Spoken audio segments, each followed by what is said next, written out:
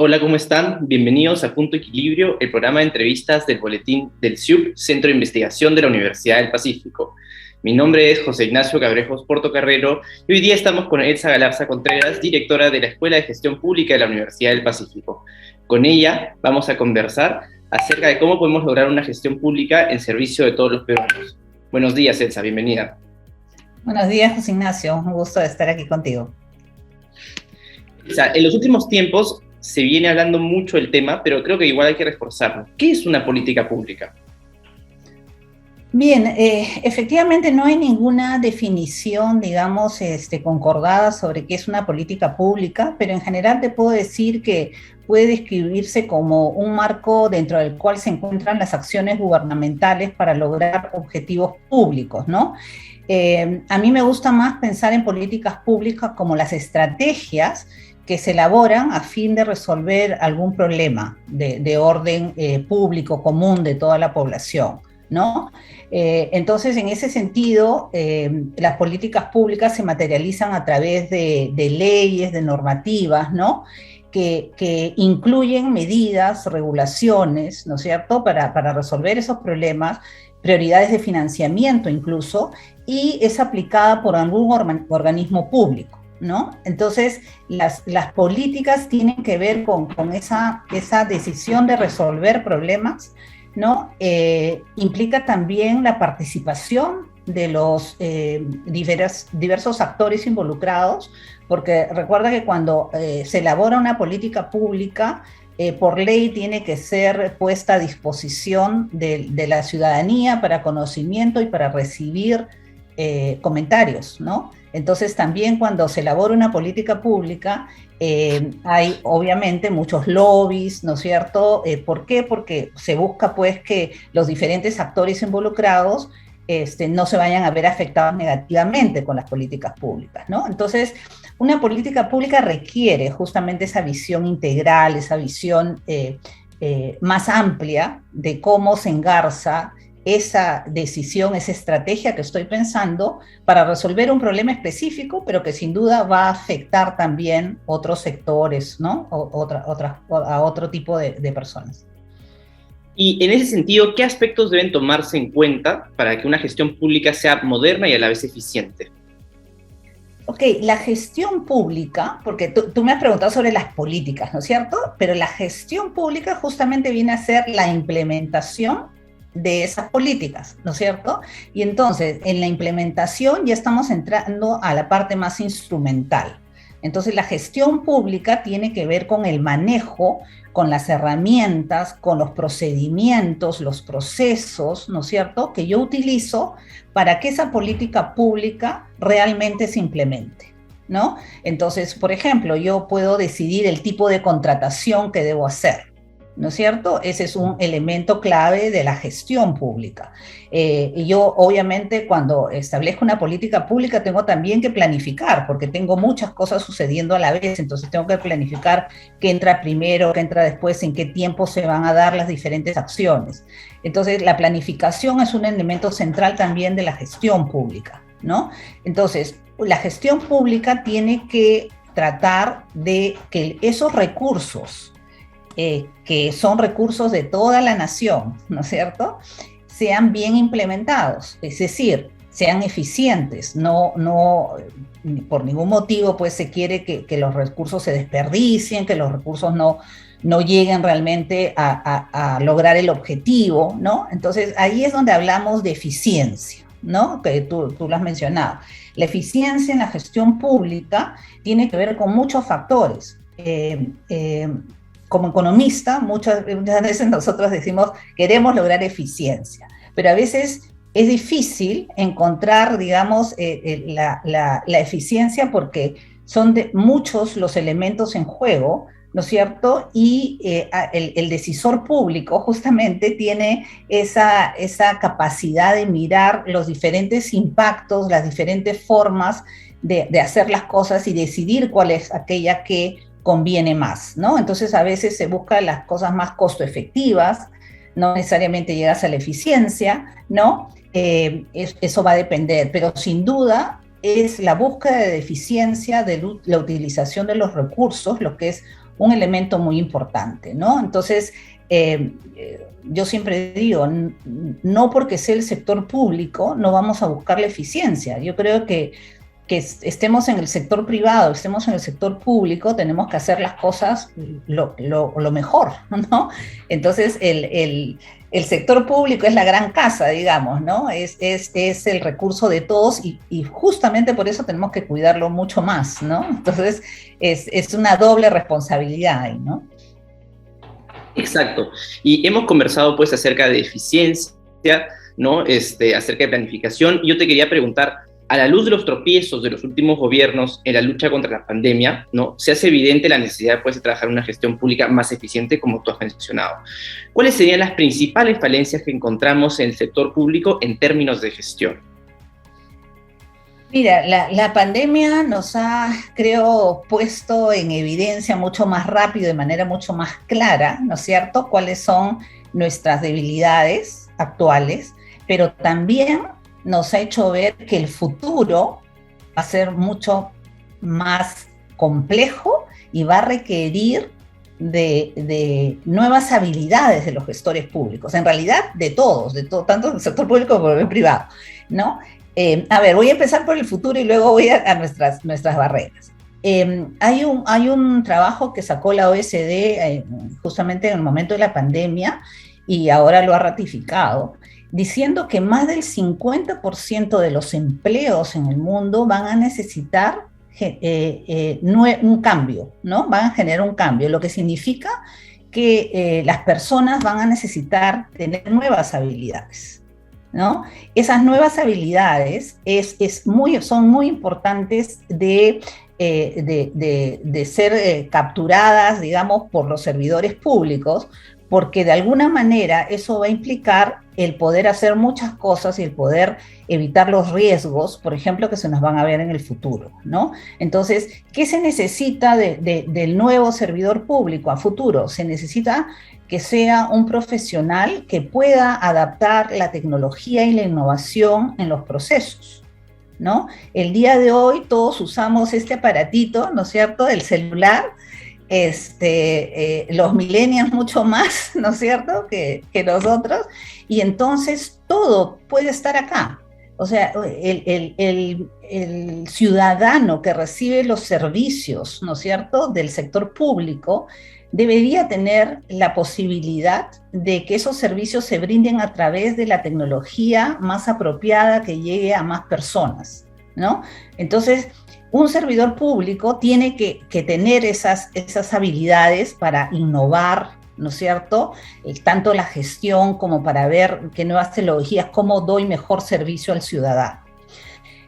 También va a ser bien importante que este nuevo servidor público tenga un pensamiento crítico y esté muy orientado a resolver problemas complejos, ¿no?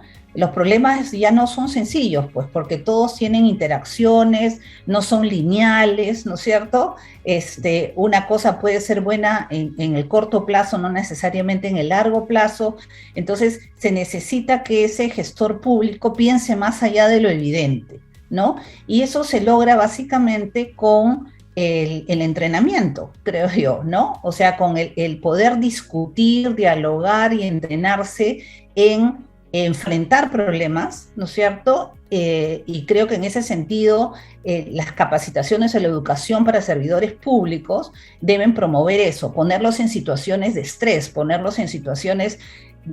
Yo recuerdo mucho que mucho antes de la pandemia nosotros hemos trabajado temas de ambientales, ¿no? Y dentro de las perspectivas ambientales poníamos escenarios. Entonces, a veces el trabajar escenarios, ¿no es cierto? Tú dices, pero eso no va a pasar nunca. Y la pandemia pasó, ¿no? Entonces, uno cuando se dice, oye, entonces yo ya sé qué cosa va a pasar, o sea, estoy con la mente ya un paso adelante sabiendo cuáles son las consecuencias. Entonces, imagínate, hay toda una creatividad, iniciativa, se necesita también una persona que sea mucho más flexible, ¿no? Que se pueda adaptar a los cambios, mucho más resiliente. Es decir, una cosa que antes pues se establecía en una norma y duraba 20 años, ahora queda desfasada en 2, ¿no es cierto? Entonces, es necesario un nuevo tipo o un tipo, digamos, con habilidades diferentes, ¿no es cierto?, para poder enfrentar ese mundo complejo que probablemente nos traiga más pandemia, ¿no? Entonces, por un lado tenemos eso. Yo creo que es un gran reto para todos. Nosotros como Escuela de Gestión Pública estamos enfrentando el reto también, pero es un reto para toda la sociedad en realidad. Por otro lado, ¿qué nos ha enseñado esta pandemia en términos, me preguntaste, de las cosas que debemos mejorar o las brechas que nos han establecido? Sin duda muchas, ¿no? Algo que ya se venía trabajando en la academia era el tema, por ejemplo, de la focalización de los programas sociales, por ponerte un ejemplo muy claro, ¿no? Siempre había un problema en que no se identificaba, no se tenían registros actualizados permanentemente, que no se podía identificar realmente cuál era el pobre extremo. Recuerda tú que, por ejemplo, en el caso del vaso de leche o de otros programas sociales, los periodistas no identificaban que a veces esas ayudas iban a personas que no las necesitaban necesariamente, mientras que otras que sí no recibían. Entonces, eso es parte, obviamente, de nuestra informalidad, ¿no es cierto? Somos una sociedad muy informal, más del 70%, y ahora con la pandemia mucho más de los empleos son informales. Entonces, hay una gran dificultad para justamente poder tener esos registros que nos permitan llegar adecuadamente a la población que necesita, ¿no?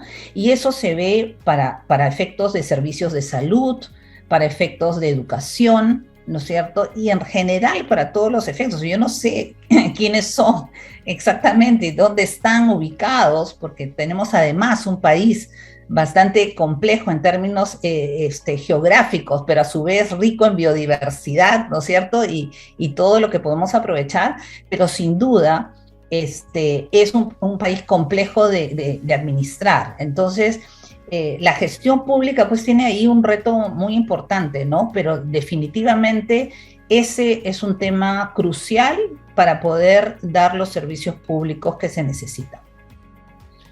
Elsa, tú has mencionado las nuevas habilidades del servidor público futuro, ¿no? Habilidades, pues, que para ser adquiridas requieren de un proceso de capacitación continua, de aprendizaje, ¿no? Y creo que el incentivo que tienen los empleados públicos para capacitarse, ¿no?, es la meritocracia.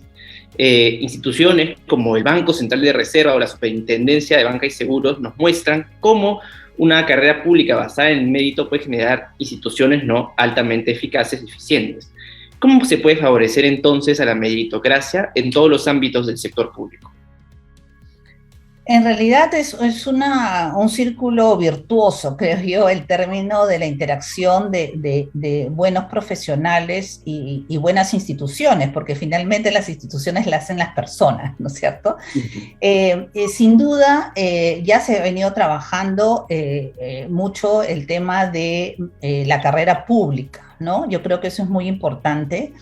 Yo recuerdo en la época que estudiaba en la universidad, como que nadie pensaba entrar al sector público, ¿no? O que sea un ministerio tu posible área de trabajo. El día de hoy eso ha cambiado totalmente. Hay muchos jóvenes que miran al sector público con mucho interés y sobre todo con muchas ganas de cambiarlo, ¿no? De hacerlo más moderno, más eficiente, como hemos hablado.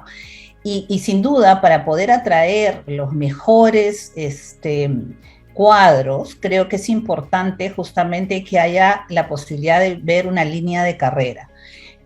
Servir ha estado justamente una creación que busca que la llegada de los profesionales al sector público sea una llegada a través de concursos públicos abiertos, que miren mucho la trayectoria profesional, las capacidades, ¿no es cierto?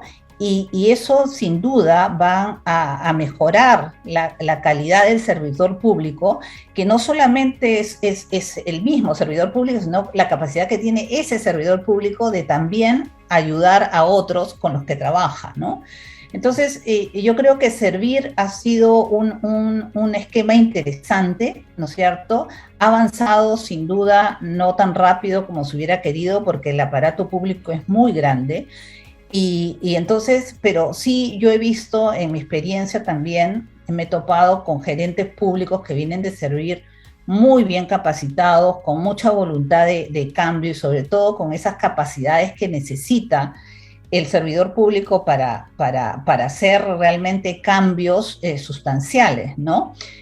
Hablábamos antes de las brechas que se han hecho evidentes. Yo creo que también se ha hecho evidente que tenemos un problema en la ejecución, ¿no? En la implementación de las actividades. Los procesos hay que mejorarlos, ¿no es cierto? Pero muchas veces también miramos al servidor público y decimos, no, que es burocrático, que, ¿no? Que las cosas avanzan lentas.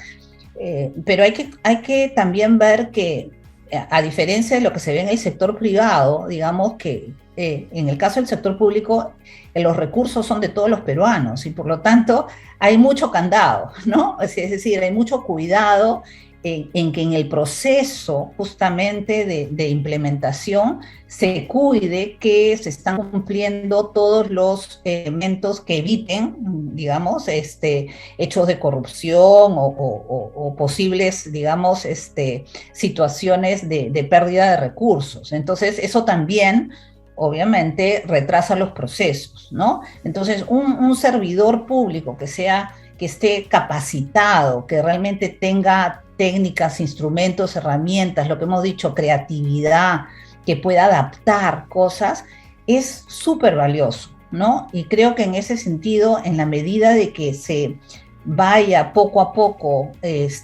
implementando todos los procesos para que los servidores públicos entren por esta vía, va a ser muy importante, ¿no? Eso también implica, obviamente, el mirar los sueldos, ¿no es cierto? El mirar las remuneraciones que realmente incentiven que los puestos de responsabilidad lleven paralelamente sueldos acorde con esas responsabilidades.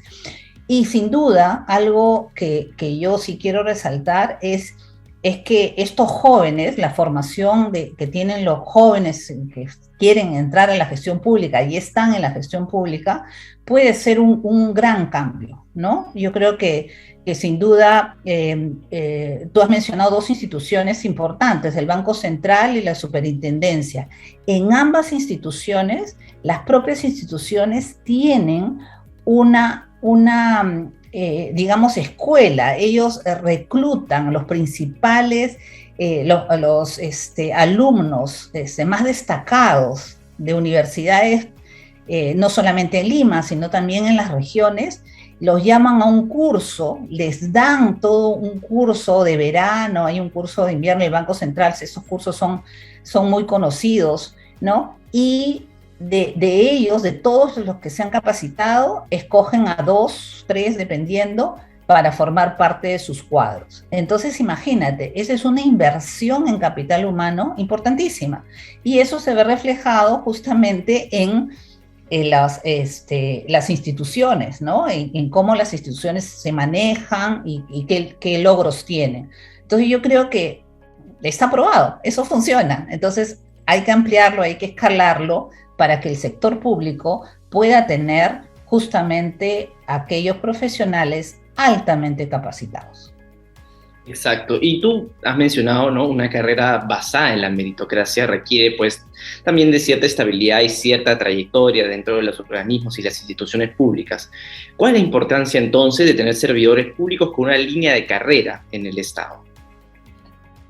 Mira, muchas veces cuando se trata de ese tema se piensa solamente en el servidor público, en cuánto, digamos, cuál va a ser su remuneración y qué responsabilidad va a tener.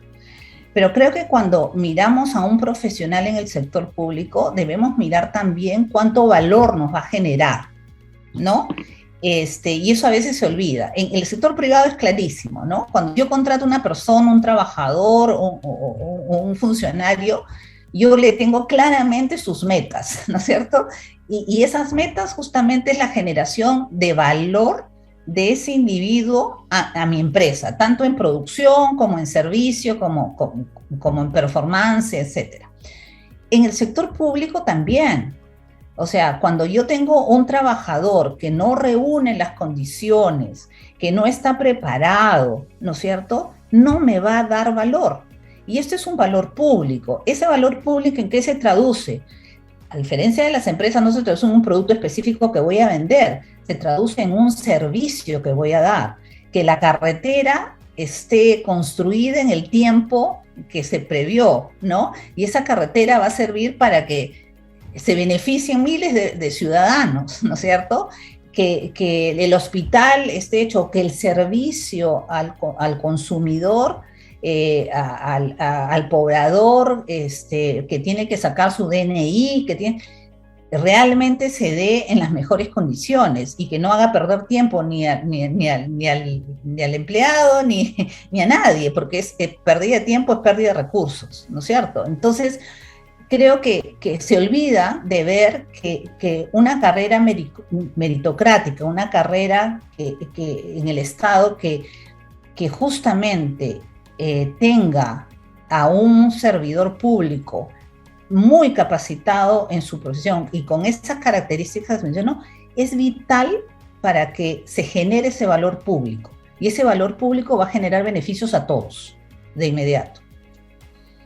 Exacto. Y Elsa, uno de los mayores problemas para los peruanos, de acuerdo con la mayoría de los sondeos de opinión pública, pues es la corrupción, ¿no?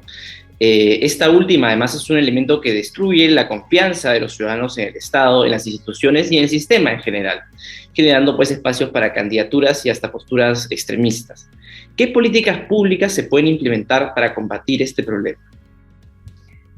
Sí, sin duda la corrupción es un tema que lamentablemente nos ha acompañado en los últimos años.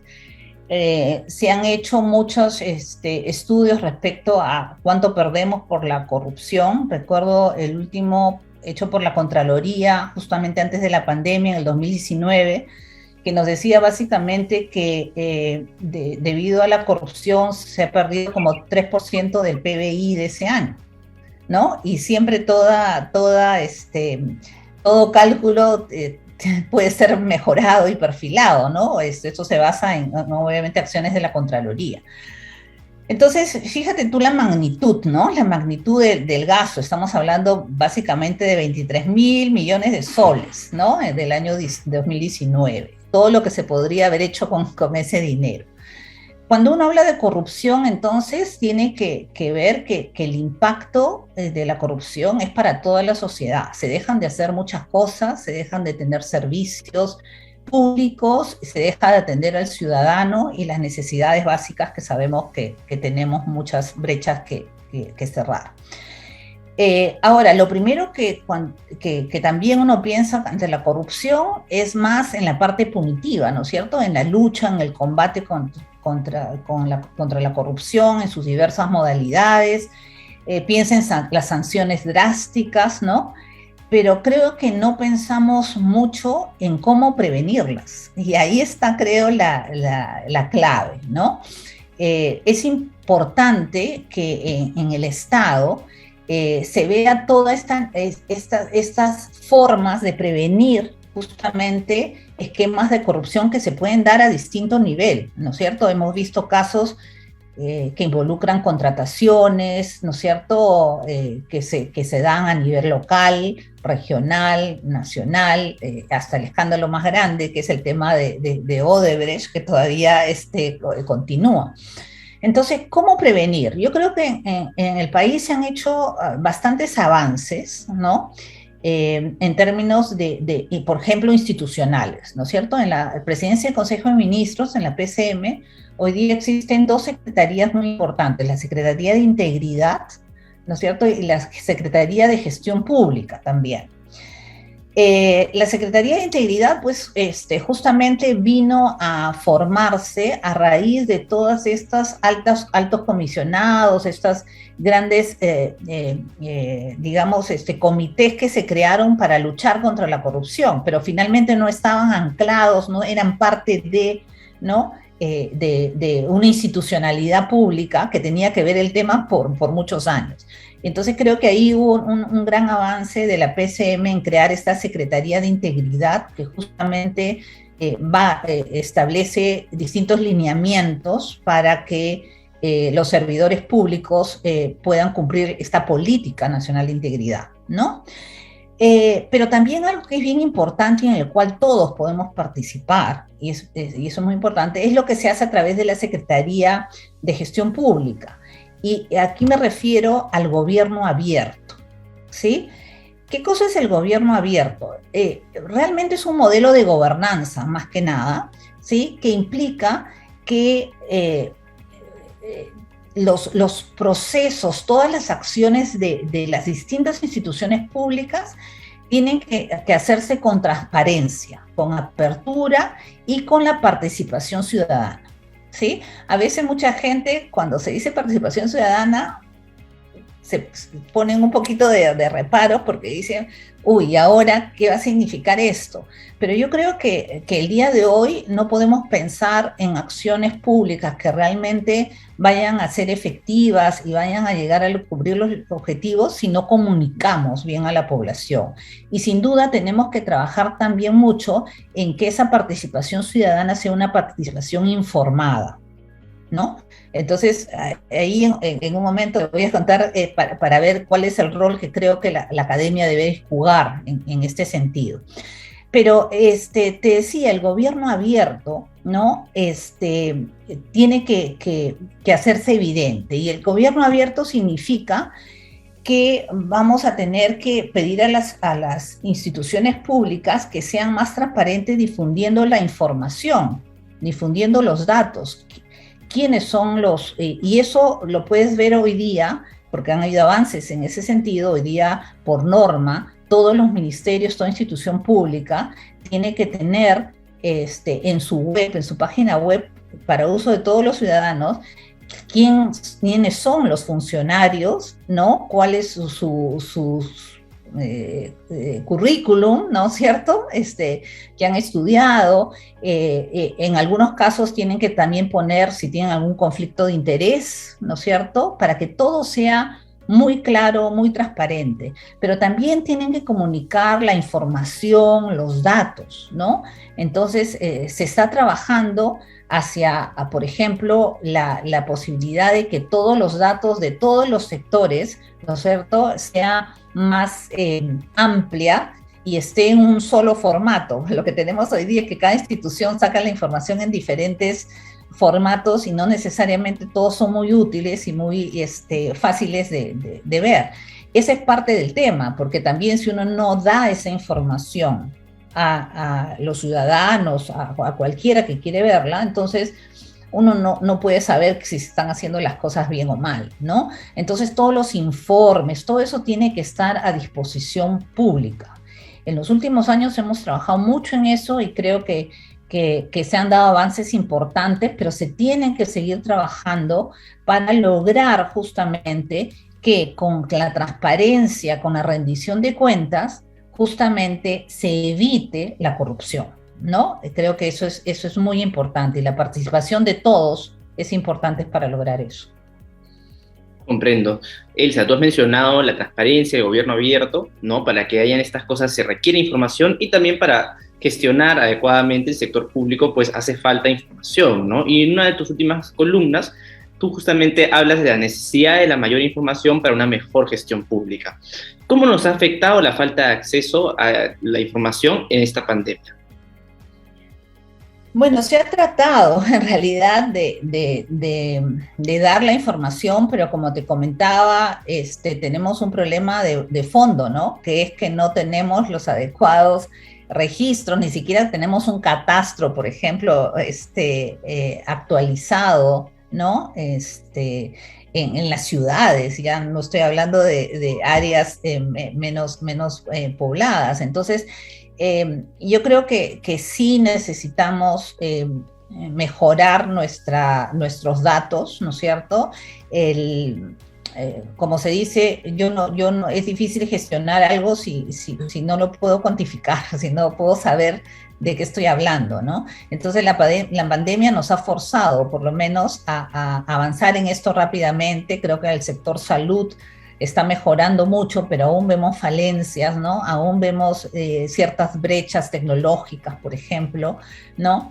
Pero que creo que con el tiempo y con el avance también eso se va a poder mejorar, ¿no?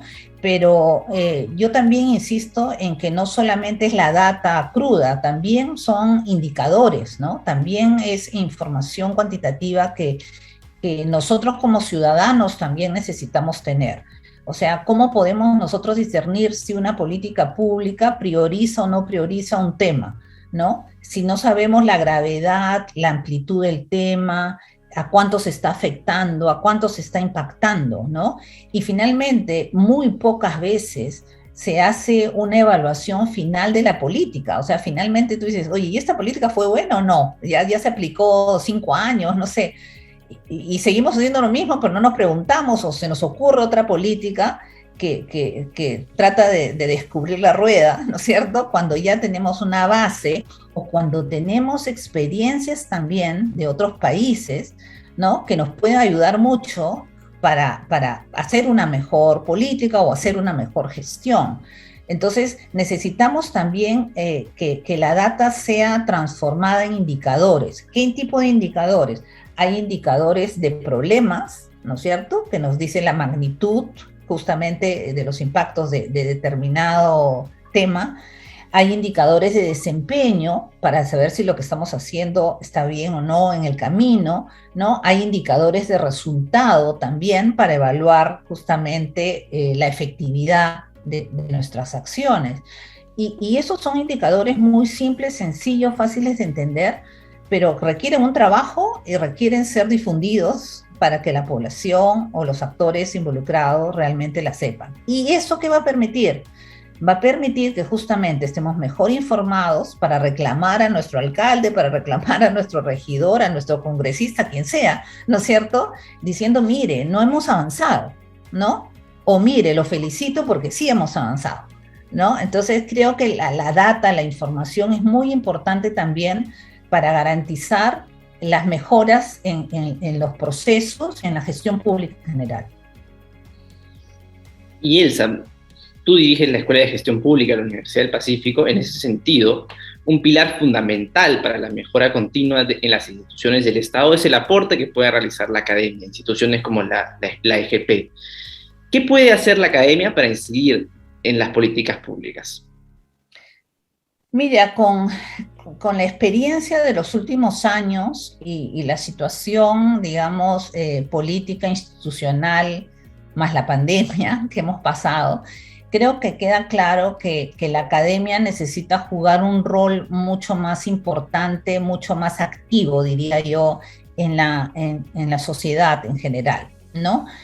Hemos visto cómo tenemos problemas a nivel de Estado, hemos cambiado muchas veces de presidente, ya no te digo nada de ministros y de funcionarios, pero también tenemos a un sector privado que tampoco se le mira con mucha confianza, no hay una mirada de confianza entre sector público y privado, y el ciudadano también, ¿no es cierto? Y especialmente en esta época ha recibido mucha información falsa también, ¿no? Hay que decirlo, ¿no? No adecuada, no rápidamente comprobada.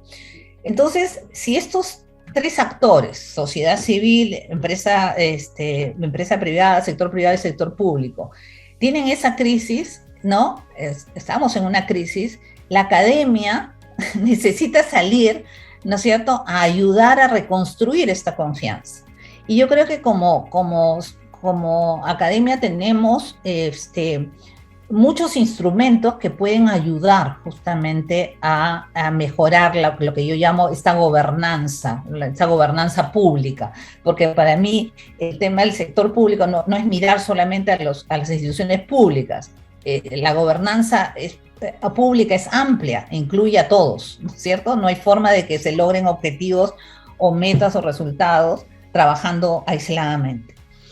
Entonces, ¿qué elementos para mí son importantes que la academia puede aportar? Uno tiene que ver con las partes, digamos, más conceptual. Muchas veces lo que yo he notado es que creemos están hablando de algo similar, pero no nos preguntamos, nunca nadie aclaró si el concepto que estoy usando, ¿cómo lo entiendo? ¿No? Empezamos esta entrevista diciendo qué cosa es políticas públicas.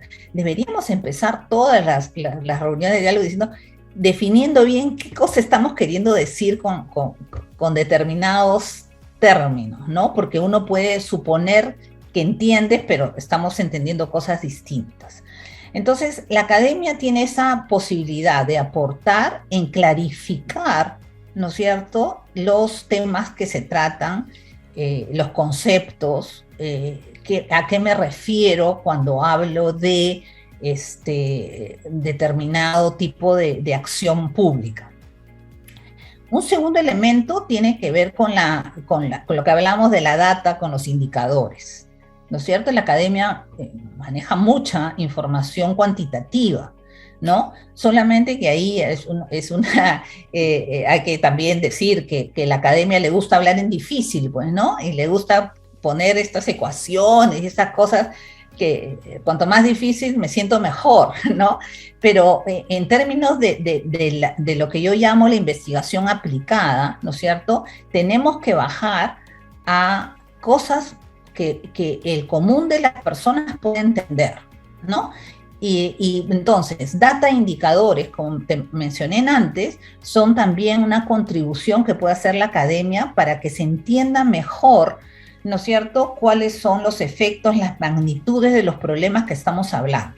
Si yo te digo que hay corrupción, pero no te digo cuánto es la corrupción, como que tú dices, bueno, de repente es poquito, ¿no? No sé, pero si te digo que puede ser del 3 al 5% del PBI de cada año, tú dices, oye, estoy perdiendo un montón de plata, ¿no? Necesitas el dato, necesitas la relación.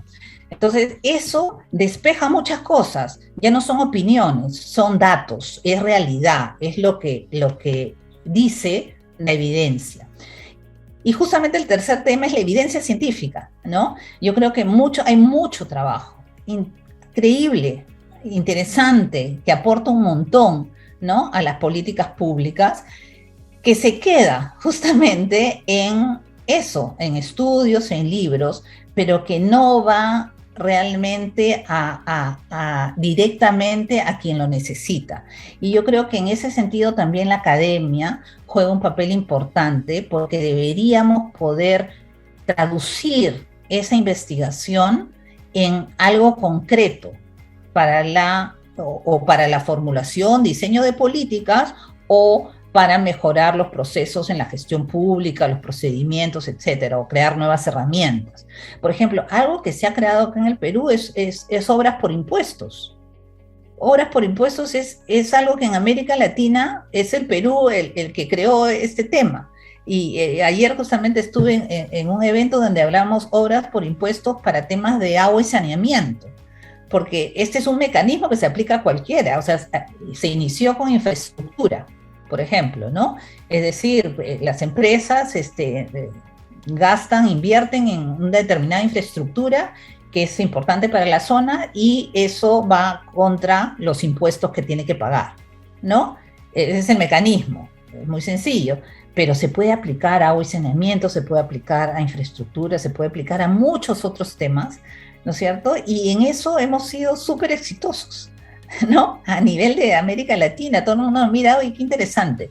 Podemos obviamente mejorar mucho los procesos, sí, pero vamos a que ha habido evidencia que eso puede funcionar y se ha aplicado. Entonces así tenemos la academia, creo que debemos hacer eso, o sea, desde la Escuela de Gestión Pública un poco estamos en esa línea, ¿no? De generar informes de evidencia, de transmitir de forma más sencilla conceptos, dar mucha data. En el momento de la pandemia, por ejemplo, cuando se empezó a hablar de la educación remota, ¿no?, para los escolares, sacamos una infografía que las pueden encontrar en nuestra web, que decía que estaba el mapa del Perú y decía cuántas, en las regiones, cuánto acceso a internet había, ¿no? Entonces con eso uno se da cuenta, oye, ya, me suena excelente la política, pero se va a poder aplicar a todos por igual, ¿no? Ahí está la data, ahí está el indicador, ¿no? Ahí está la fuente de información de donde se saca eso. Entonces, mira tú lo potente que pueden ser estos mensajes y transmitir realmente toda la riqueza que nuestros científicos, técnicos, profesionales hacen en las universidades, en los centros de investigación. Elsa, ya para concluir esta entrevista tan interesante, te quiero preguntar, la Escuela de Gestión Pública cuenta con un podcast, Políticas Públicas para Todos. Cuéntanos un poco más sobre esta iniciativa. Sí, bueno, básicamente se deriva justamente lo que te comentaba del rol que creemos que debemos jugar, ¿no? Hemos justamente hecho una alianza muy interesante con RPP para crear este podcast que sale de manera quincenal y donde nuestro objetivo es que el público en general entienda cuál es el impacto que tienen las políticas públicas en su vida cotidiana, ¿no? Como yo digo, uno a veces cuando le habla de una política pública piensa, eso es algo que está ahí, pero no me va a llegar. Pero cuando yo te digo que cuando sales de tu casa y vas a tomar el transporte público, ahí está implícita una política de transporte, ¿no? Que te dice cuánto vas a pagar, si la vía está concesionada, ¿no? O si lo contrario, estás tomando un transporte que no es el adecuado, ¿no? Porque hay una política detrás que se está implementando, mal o bien, pero se está implementando. Cuando uno va a comprar a la bodega, pagas y tienes el IGB. El IGB es parte de una política tributaria, ¿no es cierto? A veces el IGB sube, ha bajado en los distintos años, y entonces nosotros decimos, oye, si realmente acá hay un efecto directo de la política. Y podemos ver cada una de nuestras acciones, hay una política laboral detrás, hay una política ¿cómo se llama? Tributaria, una política de comercio exterior, en fin, hay muchas políticas que afectan nuestra vida diaria, ¿no es cierto? Entonces, lo que tratamos de hacer con el podcast es transmitir un poco la importancia de que el consumidor que entienda, digamos, ese impacto de las políticas. Y le comentamos de manera muy sencilla, ahí están trabajando con nosotros todos nuestros profesores de todas las disciplinas.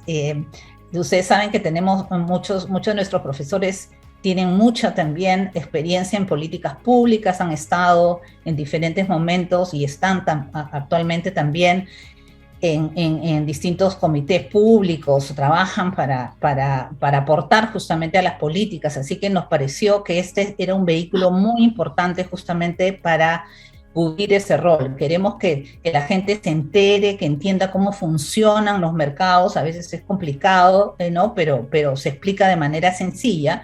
Y el objetivo es que justamente esa participación ciudadana de la que hablábamos sea una participación más informada, ¿no? Entonces, yo los invito a todos a escuchar nuestros podcasts, lo pueden ver el podcast en RPP, en Spotify, en todas las redes, y hemos sacado 5 capítulos hasta el día de hoy, todos muy interesantes, se puede aprender algo de ellos, sobre informalidad, sobre el Banco Central, el rol del Banco Central de Reserva, sobre control de precios, y el último que ha salido el miércoles pasado ha sido sobre descentralización. Así que yo los animo a escucharlo y a compartir con nosotros también sus apreciaciones y sus comentarios.